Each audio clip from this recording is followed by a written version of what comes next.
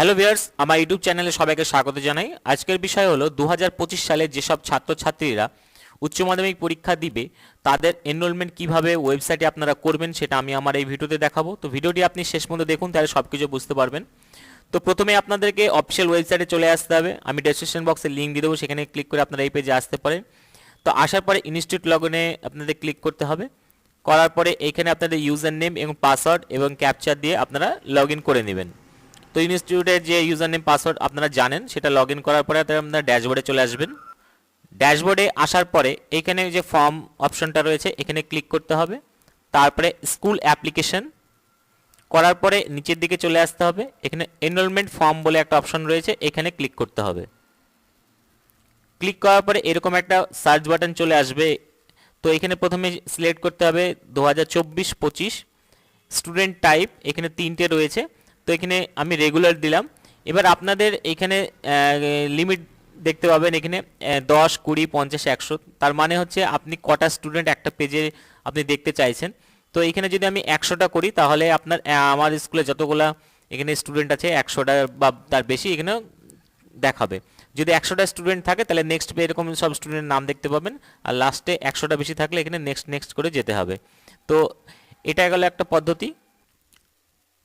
আপনাদের ক্ষেত্রে সবথেকে সুবিধা হচ্ছে আপনারা এখানে 24-25 সিলেক্ট করবেন, তিনটের মধ্যে যেটা আপনাদের ক্ষেত্রে প্রযোজ্য বা যে স্টুডেন্ট আপনি করতে চাইছেন সেটা ক্লিক করবেন।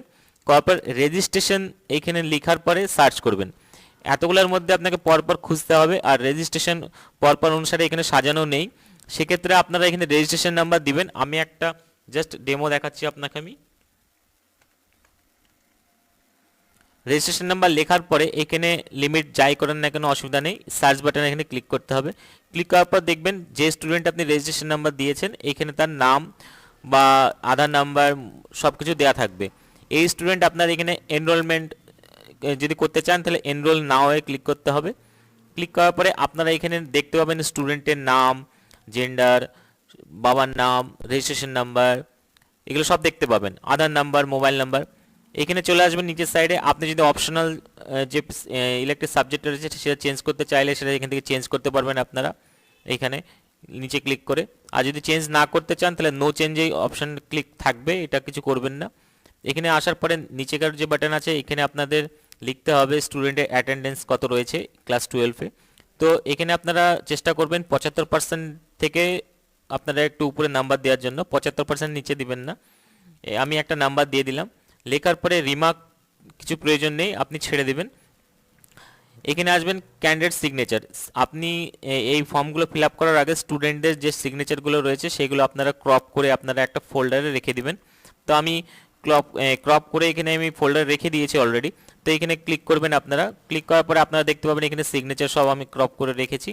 যে স্টুডেন্টরা আপনি করতে চাচ্ছেন সেই স্টুডেন্টে এখানে আপনাকে খুঁজে নিতে হবে। তো এখানে আপনি যে স্টুডেন্টের যে সিগনেচারটা সেটা একটা সিঙ্গেল ক্লিক করে আপনারা ওপেন করতে পারেন, বা ডবল ক্লিক করলেও আপনার এখানে লোড হয়ে যাবে। ওপেন করলে এখানে আপনারা দেখতে পাবেন আপলোড ফাইল এখানে সাকসেসফুলি করা আছে, তার মানে এটা আপনার আপলোড হয়ে গেছে। এটা করার পরে আপনাকে এখানে সেভ বাটনে ক্লিক করতে হবে। সেভ বাটনে ক্লিক করার সঙ্গে সঙ্গে আপনারা এখানে দেখতে পাবেন স্ট্যাটাসে সাবমিটেড লেখা রয়েছে, তার মানে এই স্টুডেন্টটা আপনাদের কমপ্লিট হয়ে গেল। এরকম করে আপনারা রেজিস্ট্রেশন নাম্বার দিয়ে করবেন, আপনাদের ক্ষেত্রে ভুলটাও কম হবে এবং আপনাদের খুঁজতেও একটু সময় কম লাগবে। আর যদি আপনাদের সব নাম থাকে সেখান থেকে খুঁজে বের করে করা একটু আপনার পক্ষে একটু কষ্টকর হবে। তো এরকম করে আপনারা যতগুলো স্টুডেন্ট রয়েছে এগুলো আপনারা করে নেবেন। সেম ক্ষেত্রে আপনার রেগুলার বাদ দিয়ে যদি অন্য কোনো স্টুডেন্ট থাকে আপনারা সেম এখানে ক্লিক করবেন। করার পর এখানে সার্চ বাটনে ক্লিক করবেন, তারপরে আপনার স্টুডেন্টের নাম আসবে। তো এরকম করে আপনারা পুরো স্টুডেন্ট আপনাদের কমপ্লিট যখন হয়ে যাবে তখন একবার কাউন্ট করে একবার মিলিয়ে নেবেন যে সব ঠিক আছে কিনা। আর আপনারা যদি কোনো স্টুডেন্টের ভুল কিছু করে থাকেন তাহলে আপনারা এখানে পাশে দেখতে পাবেন এডিট আর রিসেট।